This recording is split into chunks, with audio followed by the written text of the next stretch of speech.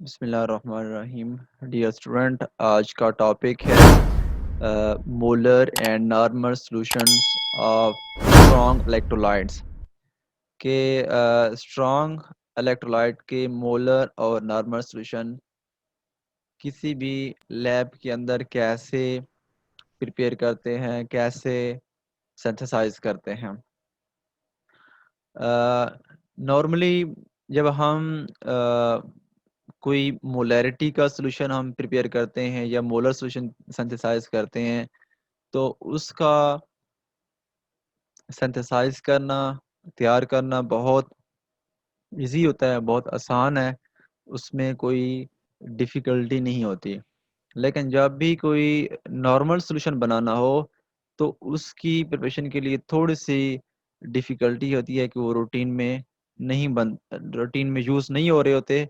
ज़्यादा मोलर हम यूज़ कर रहे होते हैं, तो उसमें थोड़ा-सा आपके लिए मुश्किलात पैदा होती हैं।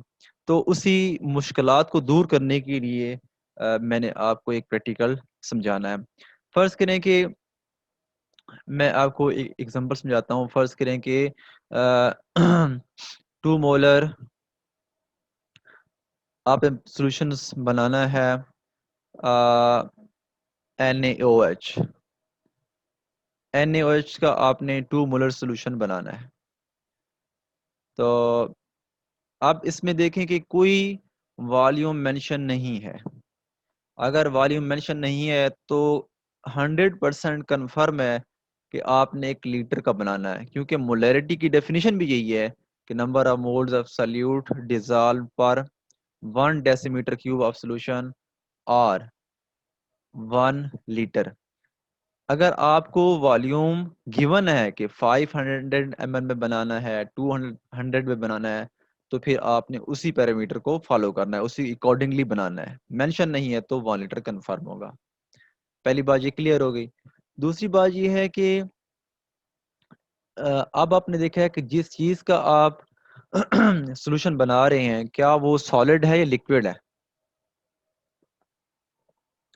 सॉलिड है तो आपने उसका मास फाइंड करना होता है।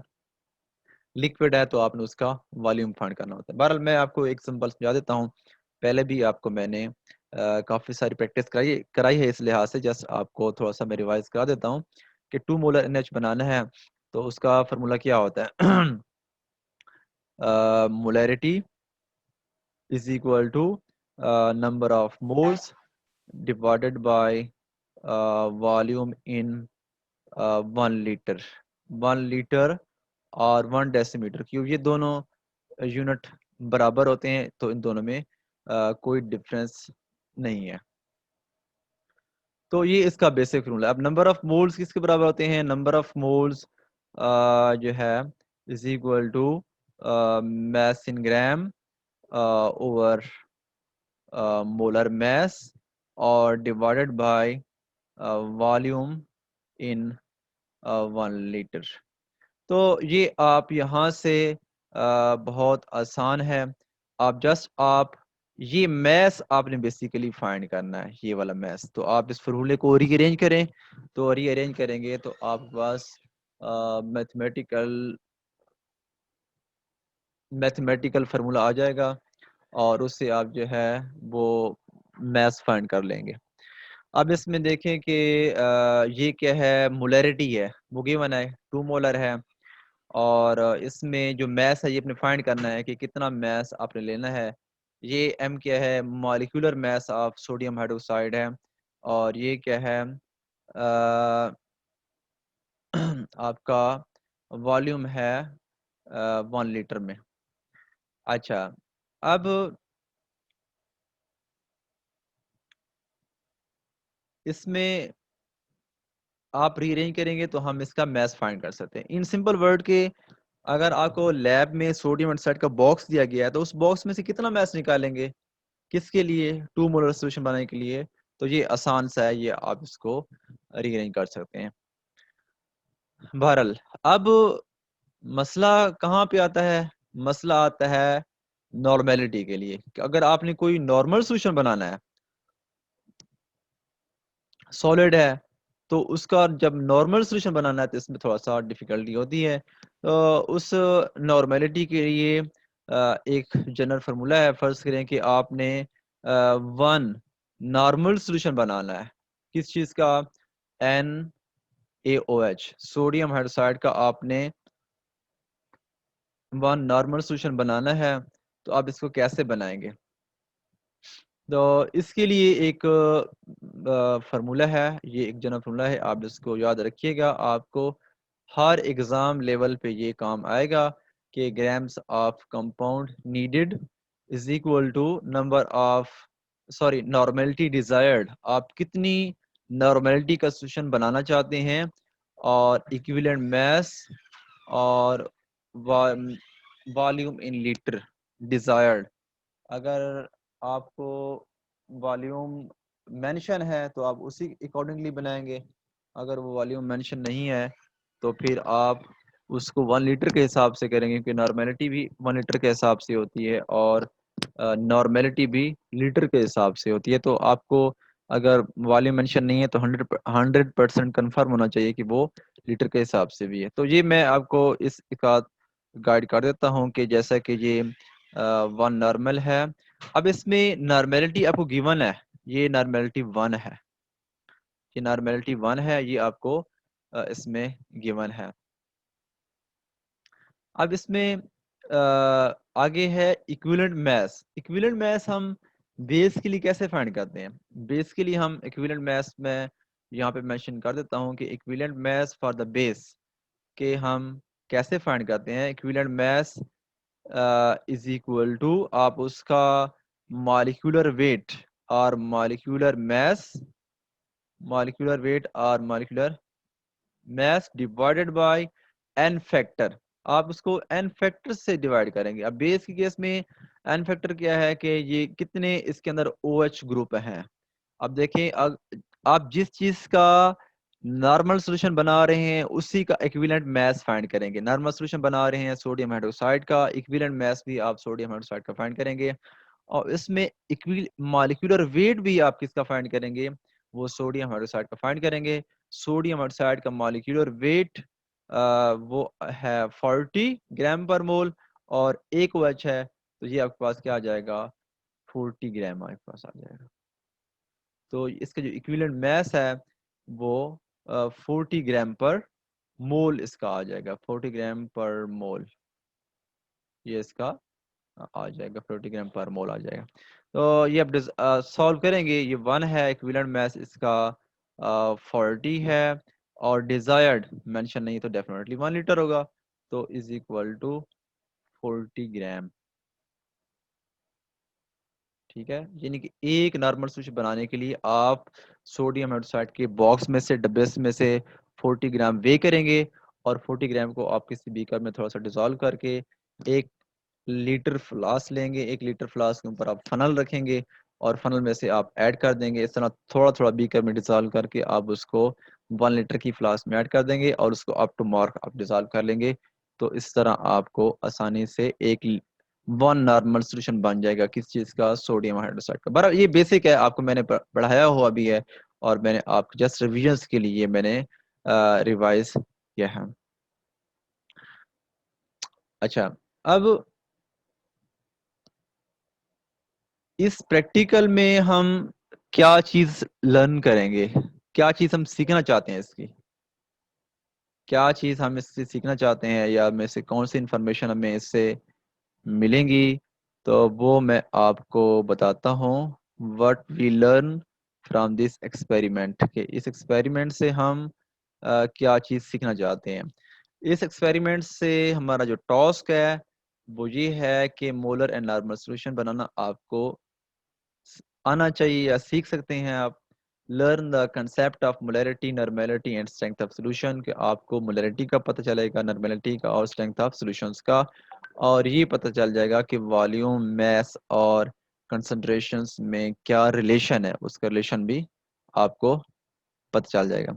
बहरहाल जो हमारा टास्क है, जो चीज़ समझनी है वो ये है कि आप prepare 0.5 molar and 0.5 normal solution of sulfuric acid from 1.0 molar and 2.0 normal sulfuric acid solution respectively. You can provide it with 0.1 molar over 0.2 normal oxalic acid solution of NaOH of unknown strength. तो इसमें आपने एक तो molar solution से normal solution बनाना है और दूसरे में आपने क्या करना है कि उस सॉल्यूशंस को आपने सोडियम हाइड्रोक्साइड को आपने स्टैंडर्डाइज भी करना है। बहरहाल हम इसको मैं भी एक पार्ट ही हम डिस्कस कर पाएंगे। जो स्टैंडर्डाइजेशन का है वो पहले आपने फिजिकल लैब में परफॉर्म किया हुआ है, तो उसको हम डिस्कस नहीं करेंगे। हम एक को ही डिस्कस करते हैं, अगर टाइम हुआ तो हम दूसरा भी डिस्कस कर लेंगे। बहरहाल पहले हम इसका थोड़ा सा थ्योरेटिकल बैकग्राउंड स्टडी करते हैं। थ्योरेटिकल बैकग्राउंड में ये सॉल्यूशंस क्या चीज़ है। सॉल्यूशन क्या है? As a homogeneous mixture of solute and solvent, कि किसी भी सॉल्यूट और सॉल्वेंट का जो होमोजेनियस मिक्सचर होगा उसको हम सॉल्यूशंस कहते हैं। और होमोजेनियस चेक करने का तरीका भी है कि आप अगर गिलास शीशे का बना हुआ है उसमें आप वो मिक्सचर ऐड कर दें, आपको हर लिहाज से हर एंगल से आपको सेम नज़र आ रहा है तो हम उसको हम सॉल्यूशन कह सकते हैं। यानी कि आप उसको टॉप से देखें, बॉटम से देखें, मिडल से देखें, राइट से देखें या लेफ्ट से देखें, तो आपको हर लिहाज से एक जैसा नज़र आएगा। और उसको आप जो है आपको अगर उसकी कंपोजिशन एक्सपेरिमेंटली वेरीफाई करें तो आपको कंपोजिशंस भी एक जैसी ही मिलेगी, चाहे आप वो सैंपल टॉप से लें, मिड से लें या उसको आप बॉटम से लें। उसके बाद कंसंट्रेटेड सॉल्यूशन वो होता है जिसमें सॉल्यूट की क्वांटिटी ज्यादा होती है। ठीक है, concentrated solution is one which has greater amount of solute in the solvent, कि उसमें सॉल्वेंट के अंदर सॉल्यूट की कंसंट्रेशन ज्यादा होती है। और डाइल्यूट सॉल्यूशन वो होता है जिसमें सॉल्यूट की क्वांटिटी कम होती है और सॉल्वेंट की क्वांटिटी जो है ज्यादा होती है। ये बेसिकली हम दो सॉल्यूशंस को कंपेयर कर रहे हैं कि एक के अंदर सॉल्यूट की क्वांटिटी ज्यादा है, एक के अंदर कम है। तो जिसके अंदर सॉल्यूट ज्यादा होगा वो होगा कंसंट्रेटेड, यानी कि गाढ़ा सॉल्यूशन होगा, प्योर सॉल्यूशन होगा। और जो डाइल्यूट है उसमें हम नॉर्मली वाटर मिक्स करते हैं। सैचुरेटेड सॉल्यूशंस कौन सा होता है? सैचुरेटेड सॉल्यूशन ऐसा सॉल्यूशन है, ऐसा सॉल्यूशन के जिसके अंदर, अच्छा उस पर स्टैंडर्ड सॉल्यूशन है। Standard solution is one whose solute concentration is accurately known. Standard solution वो सॉल्यूशन होगा कि जिसकी मोलैरिटी हमें पता होगी, एक्यूरेटली हमें नोन होगी, सब कहते हैं स्टैंडर्ड सॉल्यूशन। अच्छा, अब आगे स्टैंडर्ड सॉल्यूशंस की भी आगे टाइप्स हैं। प्राइमरी स्टैंडर्ड क्या है, और उसके बाद जो है सेकेंडरी स्टैंडर्ड सॉल्यूशंस क्या होता है, हम इसके बारे में डिस्कस करते हैं। प्राइमरी स्टैंडर्ड वो होता है जिसकी जो बिल्कुल प्योर हालत में हो, स्टेबल हो और वेबल, उसको मसाने से वे कर सकें from their solution can be prepare directly, और उसके सॉल्यूशन भी हम डायरेक्टली प्रिपेयर कर सकें। फर्ज करें कि सोडियम हाइड्रोक्साइड है, जब उसको हम एयर में रखते हैं तो वो स्टेबल नहीं रहता, एटमॉस्फेयर से मॉइस्चर अब्जॉर्ब कर लेता है, तो उसको हम स्टेबल नहीं कह सकते। स्टेबल वो है कि जो एटमॉस्फेयर से कुछ भी अब्जॉर्ब ना करे, वो स्टेबल होता है। तो ऑक्सोलिक एसिड क्या है? एक प्राइमरी स्टैंडर्ड है, क्योंकि वो एटमॉस्फेयर में स्टेबल रहता है और वेंगेबल है, तो उसको हम प्राइमरी स्टैंडर्ड लेते हैं। अब प्राइमरी स्टैंडर्ड से जो हम एक कोई और सॉल्यूशन बनाते हैं, फर्ज करें कि ऑक्सोलिक एसिड है, वो हम टाइट्रेशन से, जब हम सोडियम हाइड्रोक्साइड की टाइट्रेशन करते हैं तो ऑक्सोलिक एसिड को हम टॉप पे रखते हैं, वो हमारे पास प्राइमरी स्टैंडर्ड होता है। और सोडियम हाइड्रोक्साइड की जब हम मोलैरिटी कंफर्म कर लेते हैं with the help of titration by using phenolphthalein indicator, हम फिनोल्फ्थालीन इंडिकेटर को यूज करके जब हम उसकी मोलैरिटी कंफर्म करते हैं, तो जो ऑक्सोलिक एसिड के रेफरेंस के लिहाज से सोडियम हाइड्रोक्साइड की मोलैरिटी हम फाइंड कर लेते हैं, मालूम कर लेते हैं, तो वो मोलैरिटी NaOH की हमने एक रेफरेंस से मालूम की है, प्राइमरी स्टैंडर्ड से मालूम की लिए, इसलिए NaOH की मोलैरिटी क्या होगी? स्टैंडर्ड। उसे हम कहेंगे स्टैंडर्ड, सॉरी सेकेंडरी स्टैंडर्ड उसे कहेंगे। क्यों? कि वो हमने एक प्राइमरी स्टैंडर्ड के हवाले से मेजर की है। तो जो NaOH की मोलैरिटी होगी that will B secondary standard, वो सेकेंडरी स्टैंडर्ड होगा। इस तरह मोल है number of moles of substance in one and Avogadro numbers, के एक एवोगाड्रो में जो अमाउंट ऑफ सब्सटेंस है in that is in gram is called mole. Molarity क्या है? Number of moles of solute dissolve in 1 decimetre cube of solution. और molar solution क्या होगा कि अगर एक जितना भी सल्यूट फर्ज करें कि अगर आप एक मोल है 1 लीटर में डिसॉल्व है that will B 1 molar. Normality क्या है? Number of gram equivalent dissolve in 1 litre of solution. तो मोलर और मोल नॉर्मल यही फर्क है कि नॉर्मेलिटी में हम नंबर ऑफ ग्राम इक्विवेलेंट लेते हैं। तो इसी को हम आगे डिस्कस करते हैं। अच्छा, अब इसमें हम डिस्कस यही करते हैं कि physical state of common laboratory chemicals. किसी भी लेबोरेटरी के अंदर जब हम केमिकल यूज करते हैं, उसके सोल्यूशन बनाते हैं, तो उसकी फिजिकल स्टेट का जानना बहुत ज़रूरी है। फिजिकल स्टेट का जानना ज़रूरी क्यों है? क्योंकि अगर वो सोल्यूशन आपका सॉलिड स्टेट में है तो सोल्यूशन बनाने के लिए हमें उसका मैथ रिक्वायर्ड होता है, हमें उसका मैथ फाइंड करते हैं। अगर वो सोल्यूशन जो जिस केमिकल्स का हम सोल्यूशन बनाना चाह रहे हैं वो लिक्विड स्टेट में है, जैसे कि अब मैं आपको एग्जांपल देता हूँ कि HCl है और NaOH है। जब आप पोटाशियम सोडियम हाइड्रोक्साइड का सोल्यूशन बनाते हैं तो आप उसका मैथ फाइंड करते हैं मोलर। फर्ज करें कि 2 मोलर सोल्यूशन बनाना है तो आप उसका मैथ फाइंड करते हैं कि कितना मैथ रिक्वायर्ड होगा इस 2 मोलर सोल्यूशन बनाने के लिए। लेकिन HCl आपके पास है तो HCl के लिए आप मैथ नहीं फाइंड करेंगे, HCl के लिए आप वॉल्यूम फाइंड करेंगे कि कितना उस बॉटल में से वॉल्यूम लूं तो ये HCl सोल्यूशन 1 मोलर बन जाए 2 मोलर, जो आपको रिक्वायर्ड होगा आप उसी को फॉलो करेंगे। तो इसलिए फिजिकल स्टेट का जानना बहुत जरूरी है। समटाइम अगर लैब में आपको फिजिकल स्टेट का नहीं पता तो आप जो है लिटरेचर से भी उसको कंफर्म कर सकते हैं आप। तो ये KMnO4 potassium permanganate sodium hydroxide acetic acid oxalic acid NaOH सारे सॉलिड स्टेट में है। While ammonia sulphuric acid nitric acid HCl और इसके बाद फास्फोरिक एसिड, ये सारे के सारे लिक्विड स्टेट है। इनका सोल्यूशन बनाना हो तो आपको वॉल्यूम फाइंड करना पड़ेगा, इनका सोल्यूशन बनाना हो तो आपको मैथ फाइंड करना हो। ये बहुत इंपॉर्टेंट और बेसिक पॉइंट है जो ऑफन जो है स्टूडेंट्स में कंफ्यूज होते हैं। अच्छा, अब कुछ ऐसे केमिकल हैं कि जो प्राइमरी सेकेंडरी कौन से हैं? ये KMnO4 पोटाशियम परमैंगनेट ये सारे के सारे क्या हैं?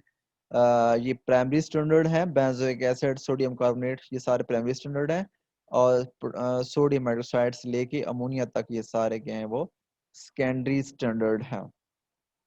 अब कुछ ऐसे सॉल्यूशन है जो लिक्विड फॉर्म में होते हैं, उनके लिए हमें कमर्शियल मोलैरिटी का फाइंड होना बहुत ज़रूरी है। समटाइम आपको गिवन होती है और समटाइम गिवन नहीं, तो आपको याद रखनी होती है कि वो उसकी मोलैरिटी कितनी है।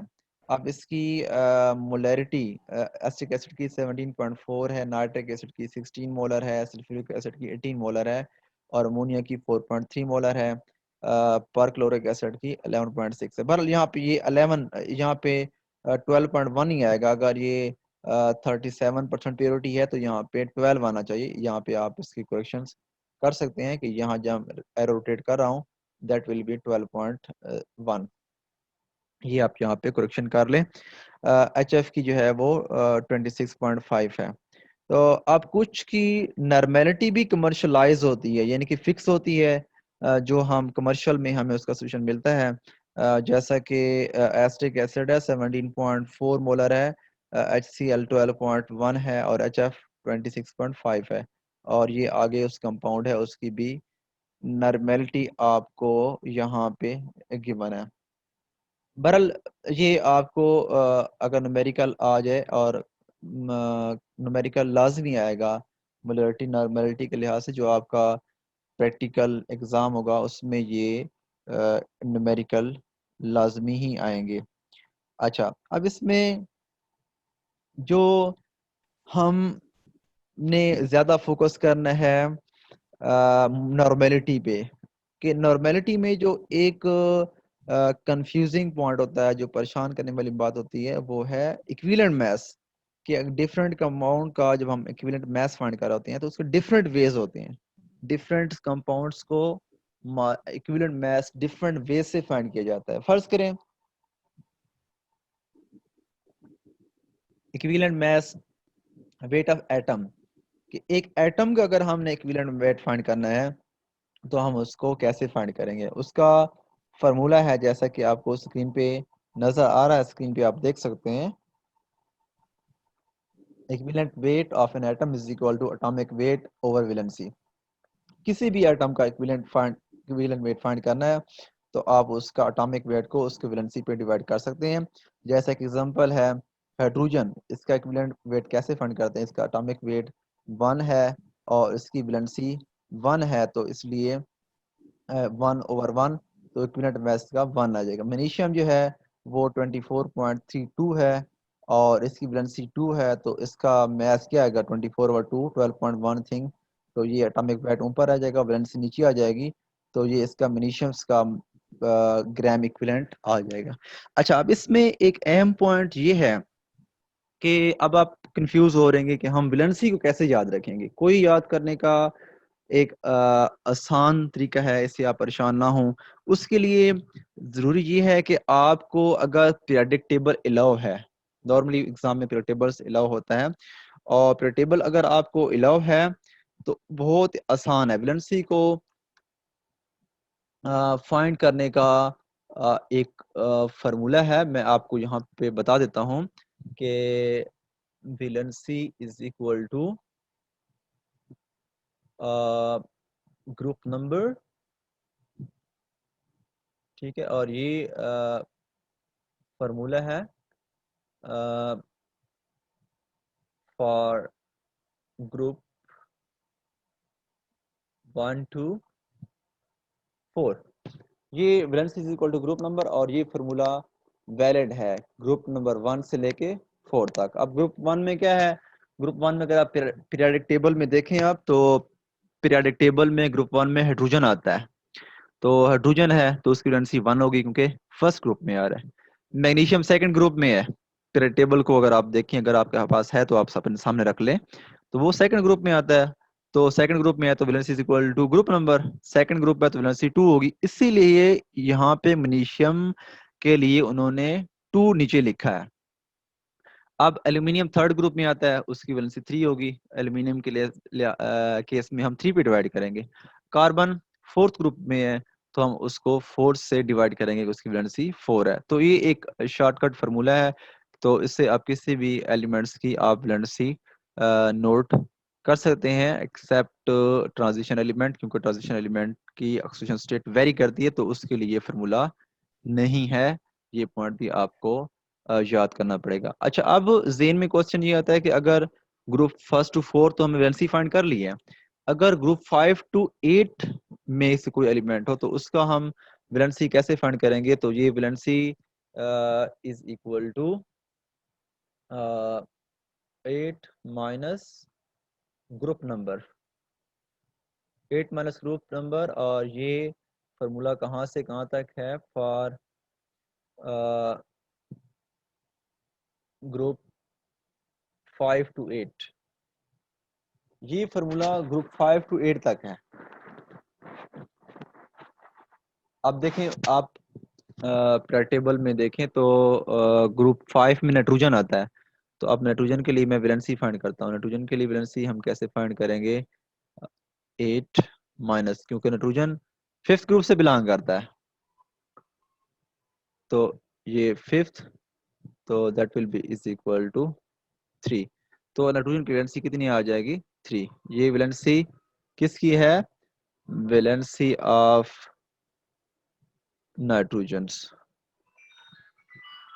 शॉर्टकट फार्मूला बता रहा था कि हम उसको कैसे हम लिख सकते हैं। तो ये ऑक्सीजन के लिए है तो 8 minus 6 is equal to 2 valency आ जाएगी, और फ्लोरीन क्लोरीन के लिए है तो वो 8 माइनस 7 इज इक्वल टू 1, और हैलोजन नोबल गैसेस के लिए 8 माइनस 8 0 आ जाएगा। वो नॉर्मली रिएक्शन नहीं करते, बॉन्ड नहीं बनाते, तो उसके लिए जो है वो वैलेंसी 0 आ जाएगी। बहरहाल ये एक शॉर्टकट फार्मूला है, तो जिससे हम उसकी वैलेंसी फाइंड कर सकते हैं।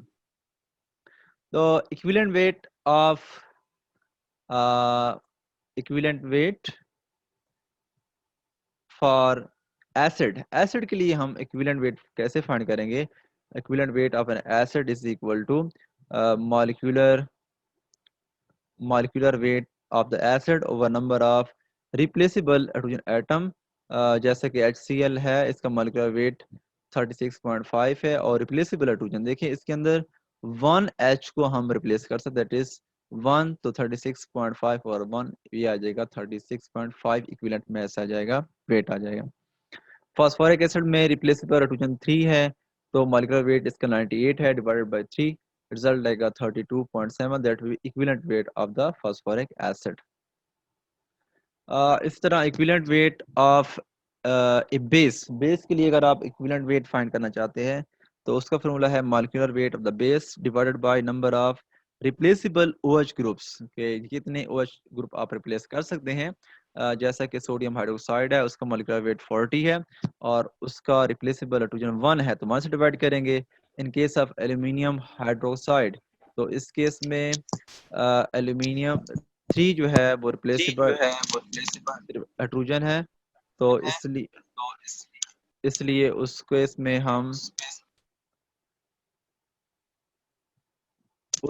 हम जो है हम उसको 3 से मल्टीप्लाई करेंगे।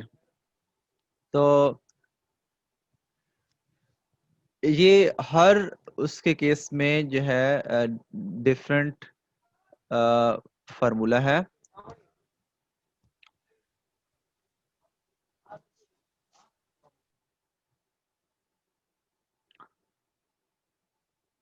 अच्छा, अब उसके बाद है equivalent weight of the salt के लिए हम इक्विवेलेंट वेट हम कैसे फाइंड करेंगे? Equivalent weight of the salt, molecular weight of the salt divided by total valence of the positive और negative species।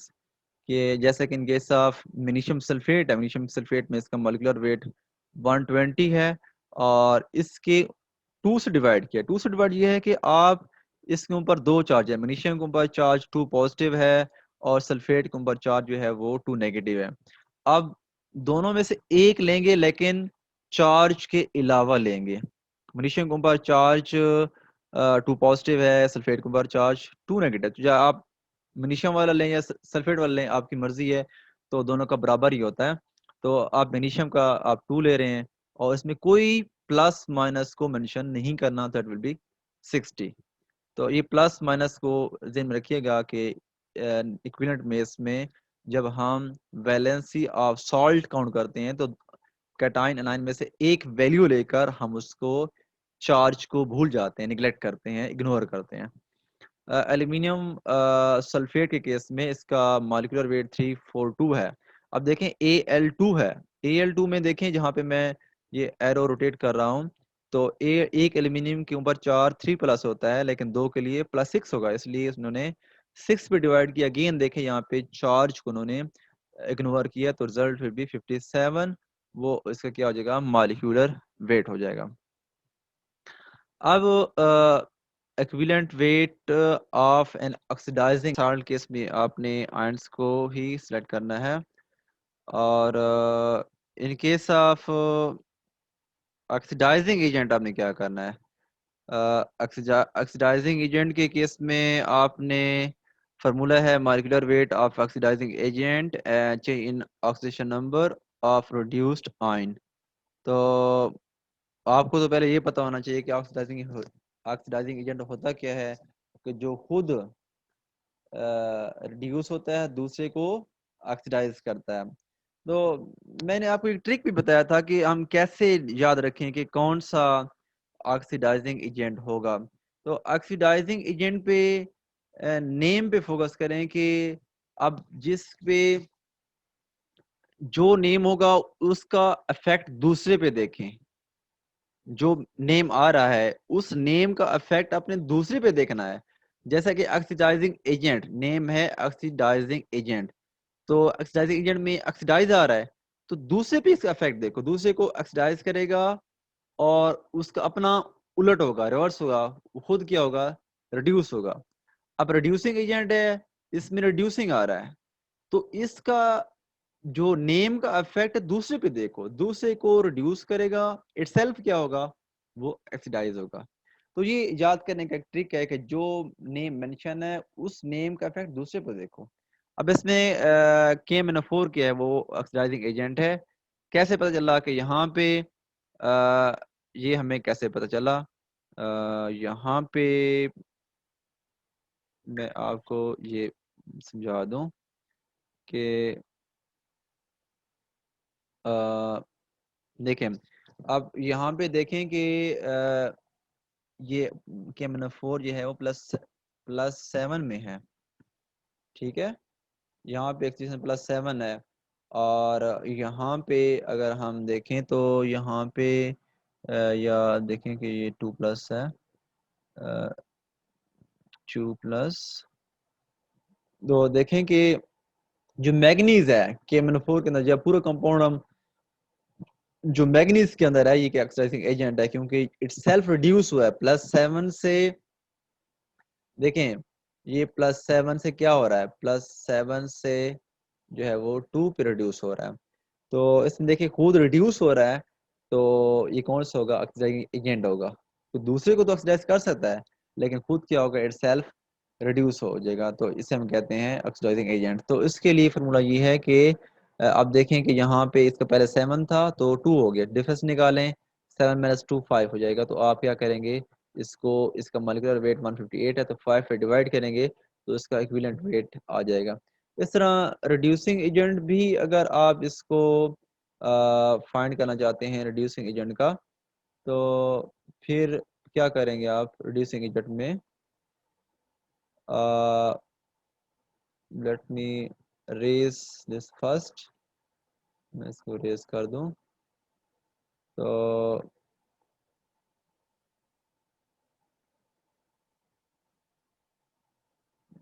ओके,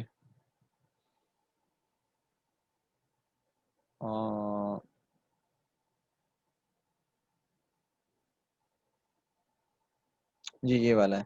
तो अब इसमें रिड्यूसिंग एजेंट में देखें कि ये टिन जो है, टिन पे देखें कि टिन यहाँ पे जो है ये 2+ में है, और यहाँ पे देखें कि ये टिन जो है वो 4+ में है।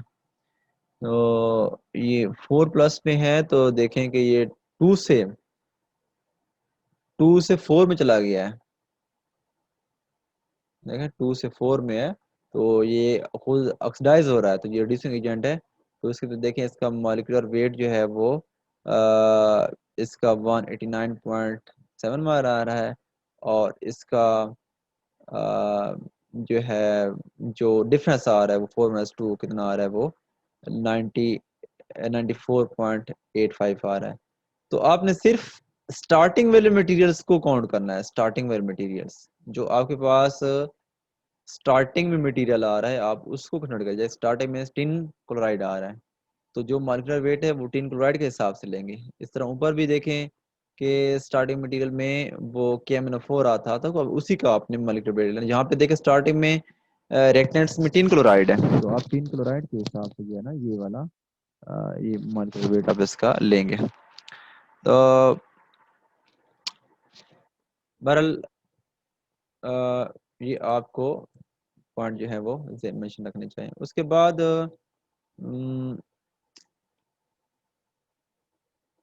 प्रोसीजर है कि कैसे ये सोल्यूशन, जस्ट आपको वन सोल्यूशंस मैं आपको समझाता हूँ कि laboratory you will be provided with 1 molar solution of H2SO4, you have to make its 0.5 molar solution by dilution formula method।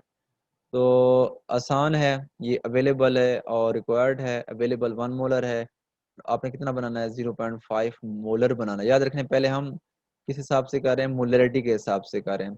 कितना वॉल्यूम बनाना है, 100 बनाना है, तो कितना ml आ जाएगा, 50। 50 ml लेके आप इसको 100 वॉल्यूमेट्रिक फ्लास्क में रख देंगे और इसको आपने मार्क तक आपने डिल्यूट करना है। बल ये आसान है। अब नॉर्मेलिटी की बारी आती है, यहाँ पे थोड़ा सा मे बी आपको थोड़ी सी कंफ्यूजन हो, तो ये मैं आपको बताना चाहता हूँ कि अब सोल्यूशन हमारे पास क्या है, 0.1 मोलर है, 0.1 मोलर है, और इस 0.1 मोलर, सॉरी 1.0 मोलर है। 1.01 मोलर से हमने क्या बनाना है, हम बनाना है 0.5 नॉर्मल बनाना है। तो ये C1 यानी 0.1 नॉर्म जो मोलर सोल्यूशन है वो 0.5 नॉर्मल बनाना है। तो इसी ये C1 जो है वो कैसे आ गई, ये नॉर्मेलिटी 2 कैसे आ गई है? तो नॉर्मेलिटी 2 ऐसे आती है कि मैंने आपको बताया था कि देखें कि नॉर्मेलिटी इज इक्वल टू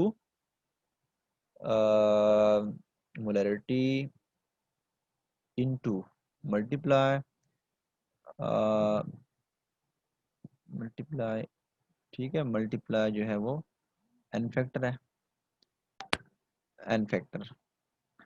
अब इसमें देखें कि मोलैरिटी अब कितना था हमारे पास, था 1 मोलर सल्फ्यूरिक एसिड था, तो इनटू इसका जो एन फैक्टर है वो हमारे पास क्या है, वो एन फैक्टर हमारे पास 2 है। तो 2 से मल्टीप्लाई करेंगे तो आंसर क्या आएगा, आंसर आपके पास 2 आएगा। तो हमने क्या कहा है कि उस 1 मोलर को हमने जो है मोलैरिटी को नॉर्मेलिटी में कन्वर्ट किया है। तो देखें normality is equal to molarity N factor, molarity 1 है, 1 मोलर था और उसका एन फैक्टर 2 है। क्यों है कि यहाँ पे देखें कि 2 हाइड्रोजन हम रिप्लेस कर सकते हैं इजीली, ये सल्फ्यूरिक एसिड दे सकता है, इसलिए 2 से मल्टीप्लाई करेंगे तो 2 आ जाएगा। तो जो गिवन है वो 2 नॉर्मल है। वॉल्यूम हमने उसका फाइंड करना है, कितना बनाना है 0.5, और जो वॉल्यूम 100 ml है। तो इस फार्मूले से आप जो 25 ml आएगा, 25 ml को आप 100 ml की वॉल्यूमेट्रिक फ्लास्क में ऐड करेंगे और उसको आप जो है 100 जो मार्क लगा होगा अप टू मार्क, इसको आप जो है वो डिल्यूट जो है इसको आप कर लेंगे तो ये आपका सोल्यूशन बन जाएगा। तो बहरहाल जस्ट आपको जो इस एक्सपेरिमेंट में समझाना था कि नॉर्मेलिटी मोलैरिटी कन्वर्जन आप जो है कैसे फाइंड करेंगे, और डिफरेंट सब्सटेंस ऑक्सीडाइजिंग एजेंट है, रिड्यूसिंग एजेंट है, तो उस हिसाब से ये कैसे कैलकुलेट कर लेंगे। तो